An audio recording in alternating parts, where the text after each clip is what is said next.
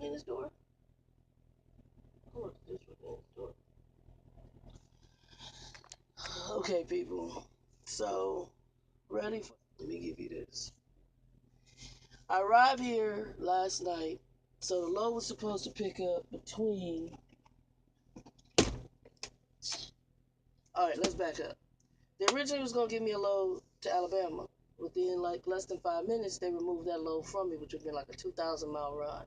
I would have come from Arizona Deadhead to Europa, go to the terminal, pick up a load, take it to Alabama. That would have been the run. However, they didn't turn around and remove that load from me to then offer me a freaking craft run, which they trying, I guess, to convince me to do craft, which I told them I didn't want to do because I already know it's going to be a clusterfuck. Excuse my French, y'all, I'm getting ready to be real. Get ready to be real. This company. These are some assholes. And they're dumbasses. My driver manager, I haven't even talked about her. I feel sorry for her. That poor baby is so frustrated. She just got up with the frick home one day. They moved her freaking fleet from 30 trucks to 50 freaking trucks.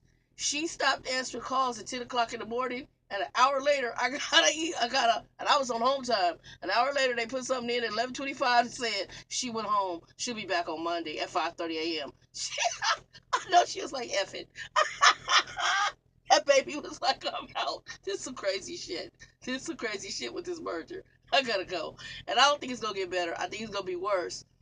Because the company we merged with, the girl I met, that girl told me that she waits on hold for that company whenever she needs something done 4 freaking hours, even in customer service. And when I did that day run to Vegas, that guy told me, he said the company you merged with is worse than you.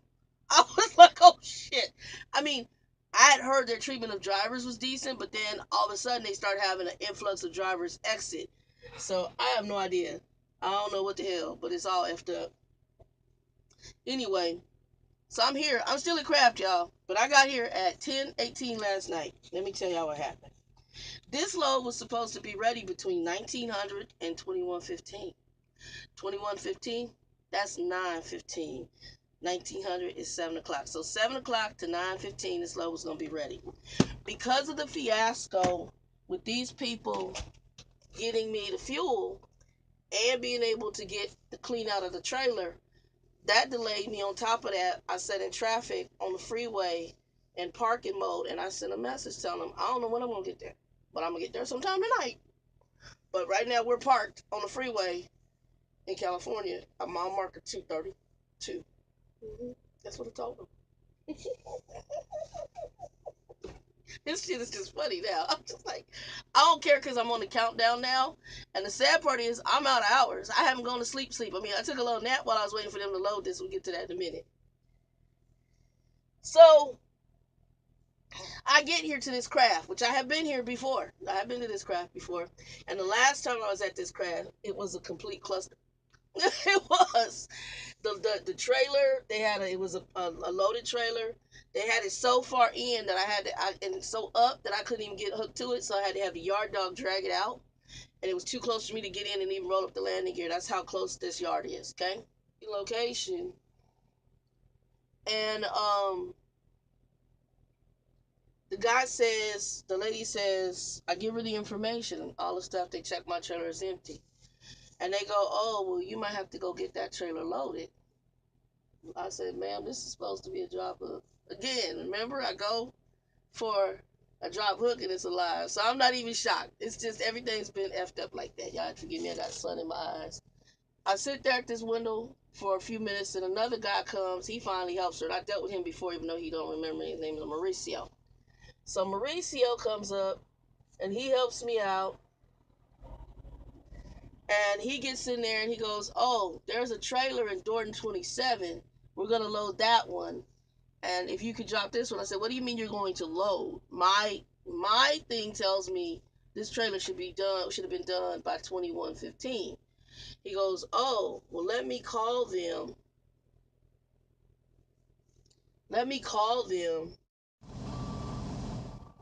Y'all don't move this curtain because that light is kicking my ass.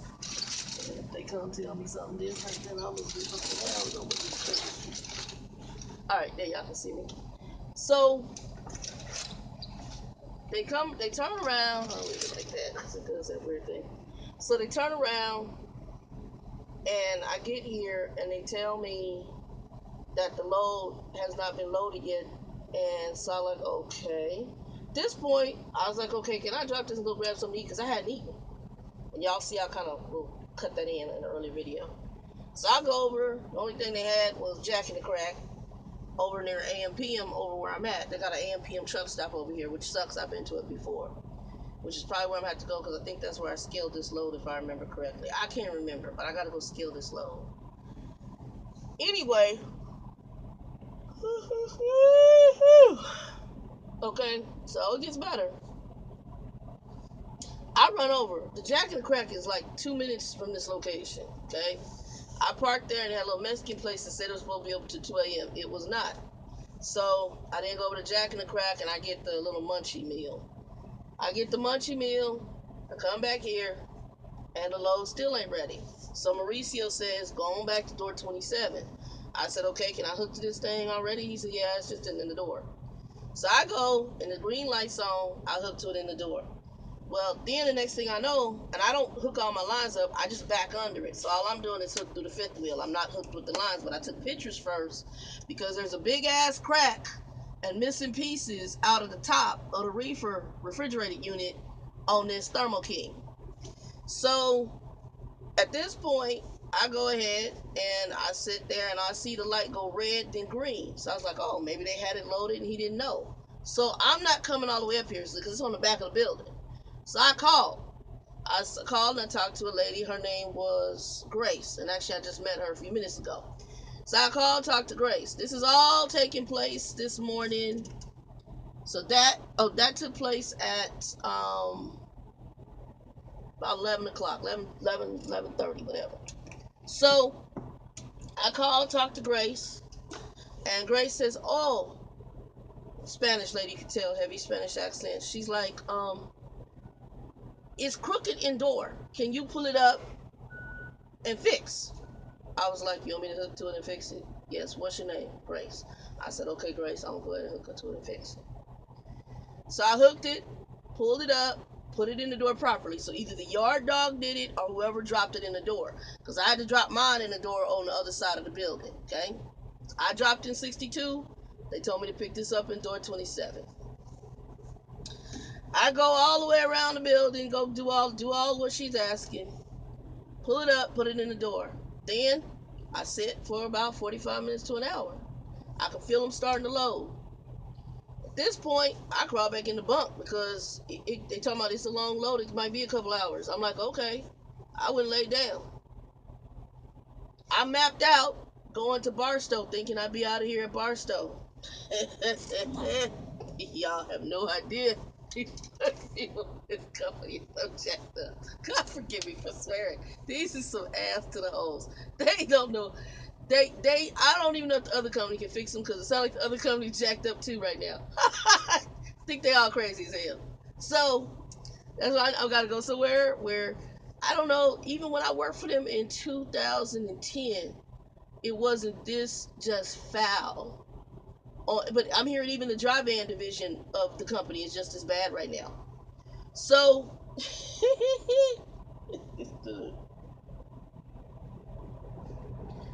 so I go ahead, I hook to it, I go to bed. So finally I wake up and I finally see they gave me a green light. I call.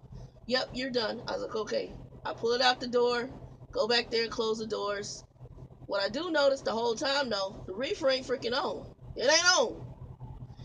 Anytime you take a reefer that is supposed to be refrigerated to a facility and they're loading it, the first effing thing they do is turn that damn reefer on before they start loading.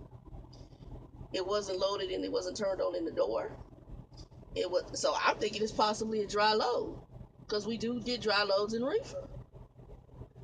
So I close the doors, head up here to the front, go to the gate like I did the last time I was here and picked up what was supposed to be a preloaded trailer. He's like, do you have the paperwork? I said, no, the last time I here and got a preloaded trailer, you guys had the paperwork.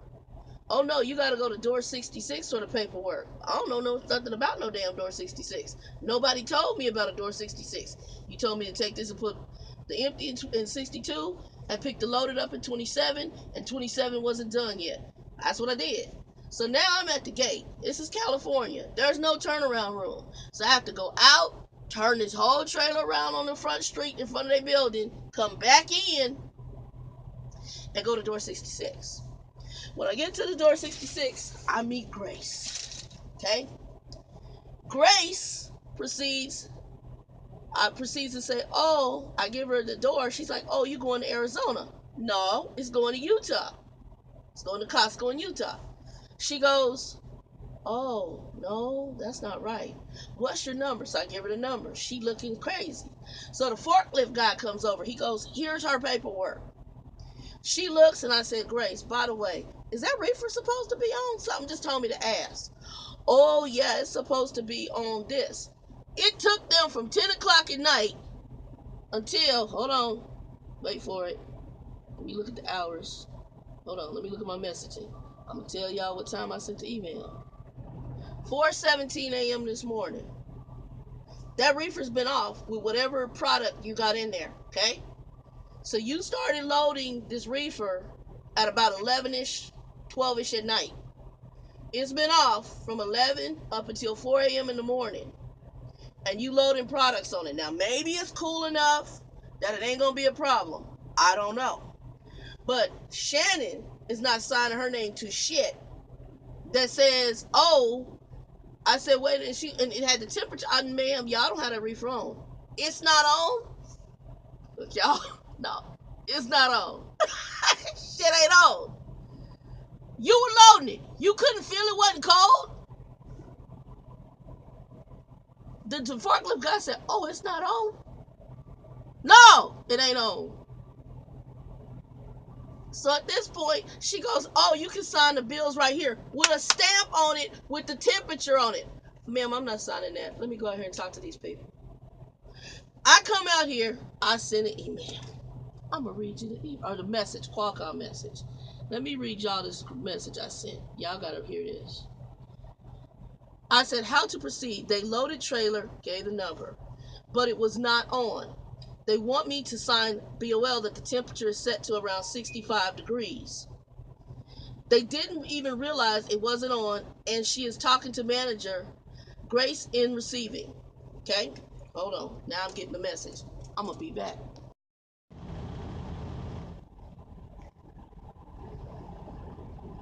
All right. Hopefully y'all can see me okay. So let's go through the rest of what happened. And I'm going to bed after that. So I just finally got out the shipper. I came over. I went over hours by about 2 minutes because the truck stop is 2 minutes up the street, and I didn't want to. Only thing they had was a little dirt lot that's across the street, and I wanted to be near the restroom.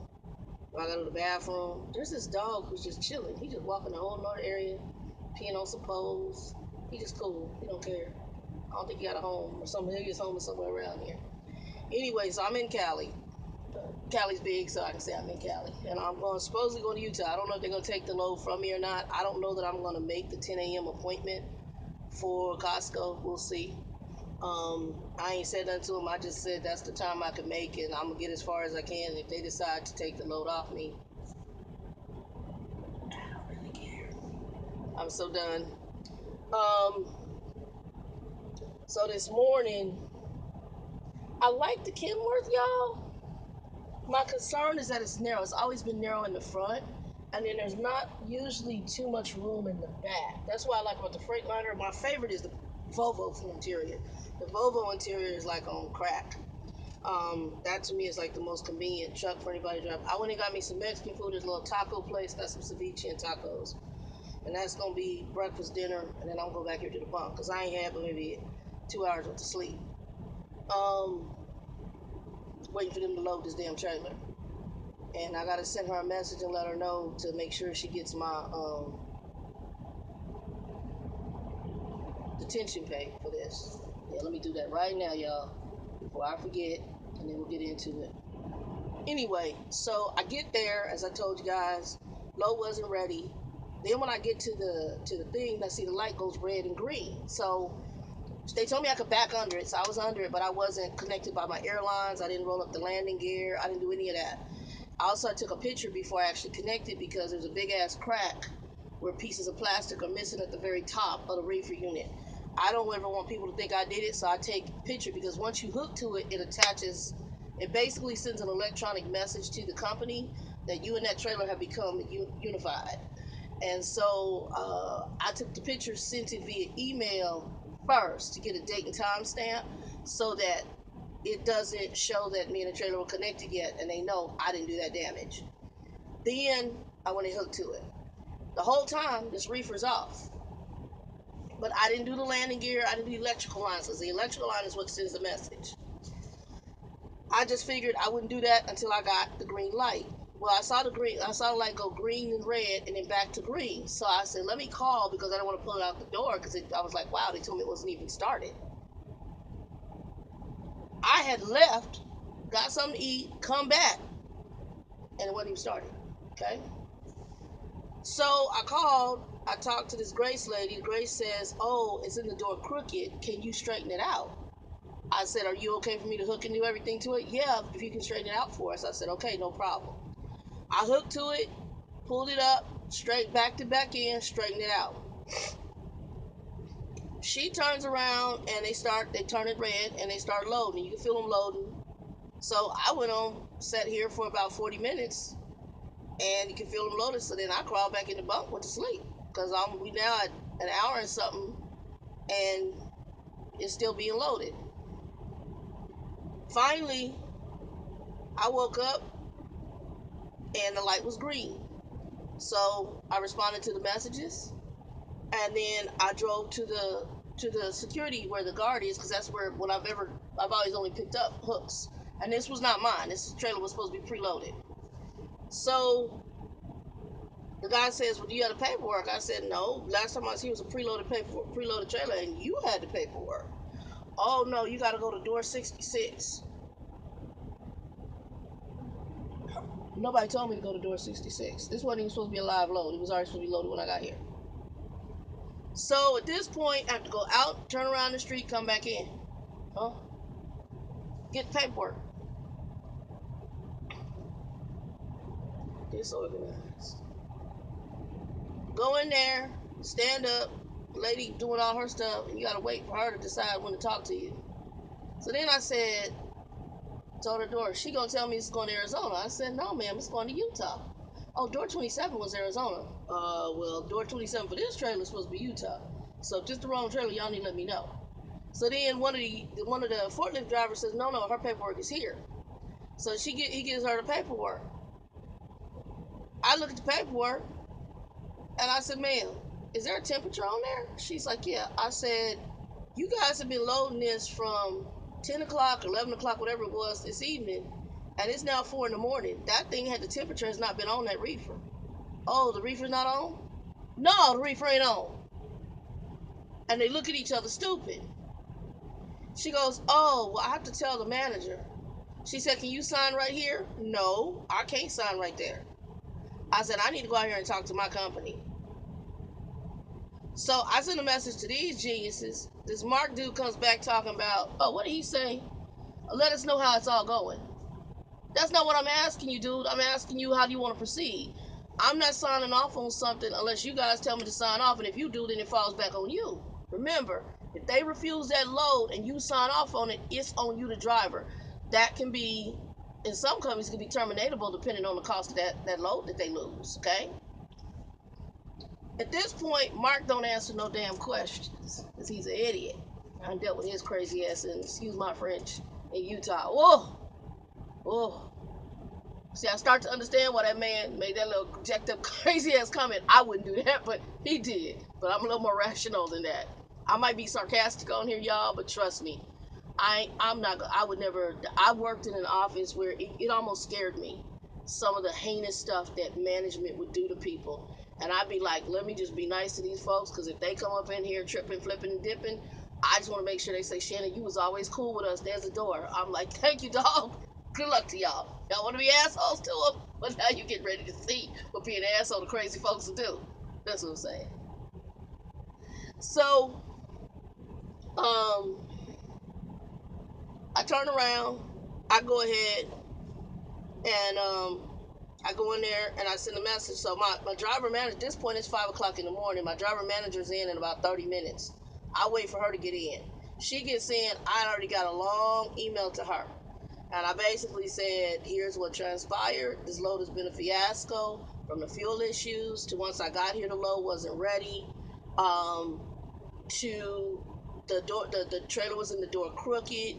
I straightened it out for them. The whole time I've been here, the trailer has not been on. When I go in, they want me to sign off on this paperwork. The degrees that they have it set to, Costco usually requires 34. They've crossed it out and put 65. It wasn't even at that. Then somebody on the phone told me, "Oh, put it to 60." I put it right you always put it where the bill of lading says. Whatever they put on there, that's what you put it at, unless your company sends you something different. And if they do, I would get a picture of the Qualcomm message. I'm just saying. I'm just saying. Um, I got pictures. I take pictures of everything.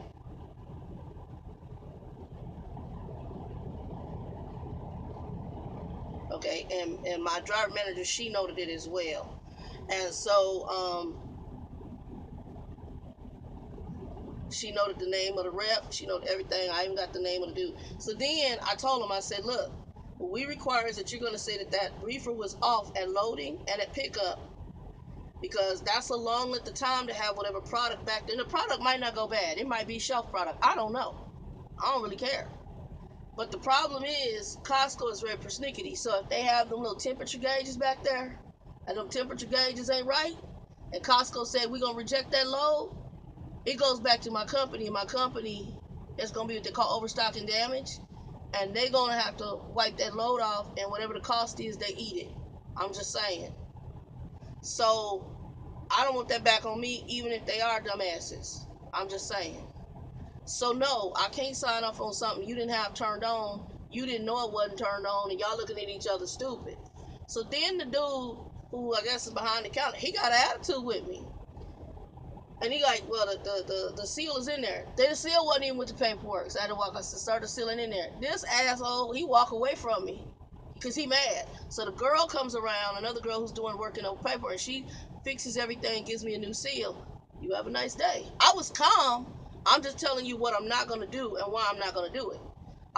Sir, ma'am, I'm always calm. Always be calm, even if the customer is an ass to the hole, and he was an ass to the hole. Even if they dumb as hell, always be calm. Because you don't need to lose your job because they dumb. But I also recorded the damn conversation. On your phone, there's something called voice recorder. Take that shit in there with you, or you can also record, just put the phone up and do it as a video on play. So that way, there ain't no question about what took place in that conversation. Ain't no question about what was said. Ain't no question about how I acted. I was respectful. So when I went in there, because I knew that I'm now in the midst of a mess, I also have to cover my ass. And I'm not, I'm trying to transition somewhere else without some drama. So, yeah, I'm just saying. Anywho, y'all, that's the gist of it. This might be a long video. I'm going to say 20, 30 minutes because I got to blend in a whole bunch of other stuff, and I'm going to upload it in a minute. I'm getting ready to call Chuck a Bill and tell him the drama, eat my tacos. Then I got to sit here and figure out these damn logs so I can go to sleep at birth. It's just a hot-ass mess. I'm just saying. Yep. Hot-ass mess. Anyway, y'all be blessed.